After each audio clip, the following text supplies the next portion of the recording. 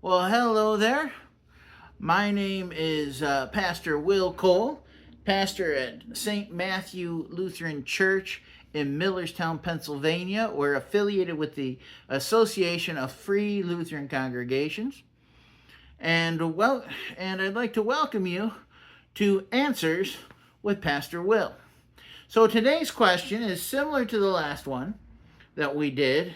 This time is, are the New Testament manuscripts reliable? All right, now the short answer to this question is yes, absolutely. Let's get into this a little bit. First of all, we have over 5,800 Greek manuscripts of the New Testament, and more than 25,000 ancient copies of the New Testament, where other ancient works, like those by Caesar or Plato or, the Iliad or that kind of thing, they have fewer than 100, and some much less than 100. All right. Now, there have been scholars like forensic scientists that have estimated the text to be over 99% stable. All right. And the geographical spread among these things. As the Bible has reached, throughout Africa, Europe, and the Middle East, the manuscripts have been consistent. And if there was a fake change, for example, if a scribe made a mistake or something like that, it would only appear in one region. However, the manuscripts remain consistent globally. And of course, there's a lot of archaeological collaboration. But let's talk about some of these early manuscripts. All right, so one of the earliest ones is papyri or Papyrus 90 and Papyrus 104. So the Papyrus 90 is a small fragment of the Gospel of John 18:36 to 19:7, on both sides in Greek, and has been dated to around the 2nd century AD. Now the Papyrus 104, for example, that's also a 2nd century papyrus, I can speak, right? And that contains Matthew 21, 34 to 37 on the front, and traces of verses 43 and 45 on the back. All right, you have Papyrus 98, that's another good one there. All of these are very early manuscripts, but this really does help to show the authenticity. Keep in mind that the whole New Testament was written in the 1st century AD. Starting with, Matthew, which, contrary to some other biblical scholars who subscribe to the historical critical method, I honestly believe that Matthew was the first gospel written. Why? Why would he have to take from the other gospels there? Especially the synoptic gospels. Between Matthew, Mark, and Luke, Matthew was the only one that was there through most of it. And the stuff that he wasn't, he knew people that were, like Mary, for example. Right? And then Mark, I would say, was probably written after that. And Mark is essentially the gospel of Peter. John Mark was the one that wrote it, and he became a disciple of Peter after his schism with St. Paul. And so the Gospel of Mark is essentially coming out of Peter's mouth. And then Luke, being the third one, it flat out says in the beginning of the book that he did his homework. And so that's why you see parts of Matthew and Mark in Luke, as well as some other stuff as well. I mean, Luke is very complicated Greek. Luke was a doctor. He was highly educated. Probably more so than most of the writers, possibly more so than St. Paul, who was a high Pharisee, growing up according to the book of Acts. And then, of course, John you have written sometime later, but John would have needed to pull from those other things too, because he was there for most of it, like Matthew was, and you have differences there, which makes sense because John was writing to go up against the Gnostics versus Matthew, Mark, and Luke.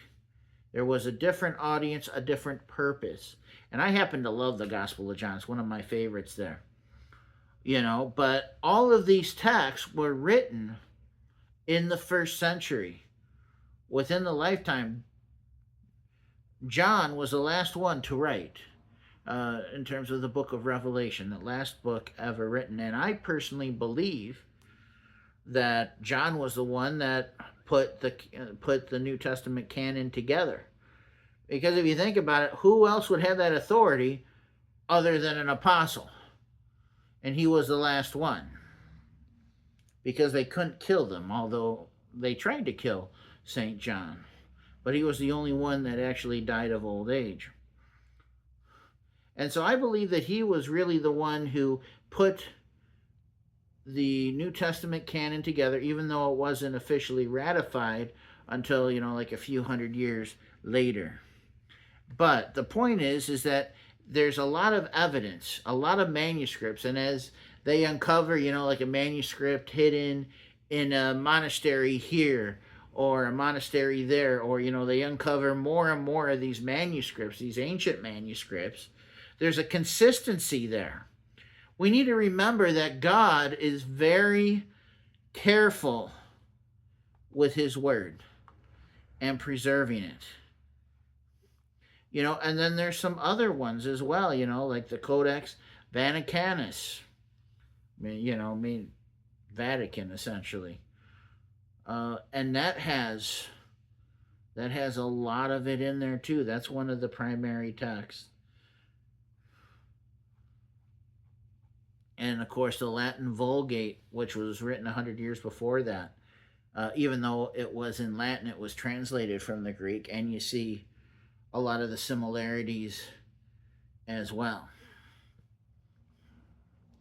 Now, do you find some minor differences in some of these? Yes, you do. Perhaps a scribe might have left out a word or a punctuation point, or sometimes might have even corrected some grammar. Because keep in mind, the grammar in the New Testament by some of the folks they don't follow all the grammatical rules, but I don't consider that an error. I mean, when I preach and stuff, I don't necessarily preach in perfect English because my people don't speak in perfect English, and neither do I, and we need to be understood. And John, for example, was a fisherman. And in my heyday, I could actually translate John without any helps. I could just look it up and translate it. Where, on the other hand, you have like the Gospel of Luke and the book of Acts, both written by Luke, a physician, and that Greek is High Greek. Grammatically, just about perfect. And so Luke was a heck of a lot more difficult to translate.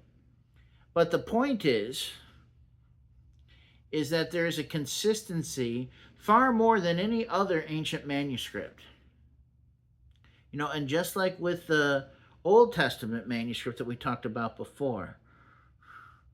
And then, of course, you have some more apocryphal texts that, if you ever watch some of the stuff on history, they try to bring up, like the Gospel of Thomas, the Gospel of Peter, not Mark, but the Gospel of Peter, which these things were written, 2, 3, or 400 AD, far after, and that's normally a sign that those are whack, right? One thing that makes them viable and reliable was at the time that they were written so close to when this stuff actually happened. And I think that's important. All right. So, the answer to the question is yes. The New Testament text is authentic and very reliable. You don't see any changes in doctrine, and generally if someone made a mistake, if an ancient scribe made a mistake on a punctuation or left out a word, it's very easy to find. This is where you get into textual criticism, which is a very good thing, versus historical criticism, which is not.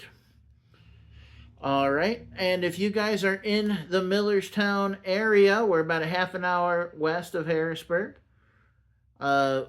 We have, at least for the next 2 weeks anyway, we have our adult Bible class and Sunday school at 9 a.m., church at 10 a.m. All right, and then starting in June, we move to our summer schedule in which we have our worship service at 9:30. The address is 600 Centerville Road, Millerstown, Pennsylvania, 17062. Feel free to check us out online, stmatthewpa.org. And if you'd like me to answer a question, if there's a question that you have that you've always wondered about that I haven't covered, if you go onto our website, click on the Answers with Pastor Will tab, and I would be happy to do an episode on that as well. All right, so until next time, God's blessings to you. All right, and have yourself a wonderful day. All right, bye.